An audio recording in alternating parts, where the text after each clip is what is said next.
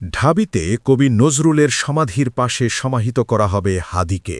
ঢাকা বিশ্ববিদ্যালয়ের মসজিদের পাশে জাতীয় কবি কাজী নজরুল ইসলামের সমাধির পাশে সমাহিত করা হবে জুলাই বিপ্লবী ও আধিপত্যবাদ বিরোধী প্ল্যাটফর্ম ইনকিলাব মঞ্চের আবাহক শরীফ ওসমান হাদিকে।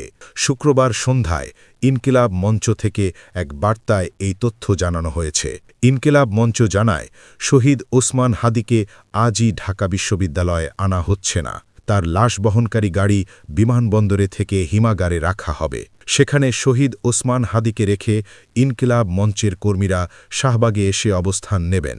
ইনকিলাব মঞ্চের বার্তায় বলা হয়, পরিবারের দাবির ভিত্তিতে শহীদ ওসমান হাদিকে কবি নজরুলের পাশে সমাহিত করা হবে। মানিক মিয়া অ্যাভিনিউতে শনিবার বাদ জোহর তার জানাজার সিদ্ধান্ত নেওয়া হয়েছে। এর পরিপ্রেক্ষিতে আজকের পরিবর্তে আগামীকাল মিছিলসহ ওসমান হাদির লাশ ঢাকা বিশ্ববিদ্যালয়ের কেন্দ্রীয় মসজিদে আনা হবে। বার্তায় আরও বলা হয়, ছাত্র জনতা আজ ও আগামীকাল শৃঙ্খলার সঙ্গে আন্দোলন জারি রাখবেন, যেন কোনো গোষ্ঠী অনুপ্রবেশ ঘটিয়ে আন্দোলন স্থিমিত করতে না পারে।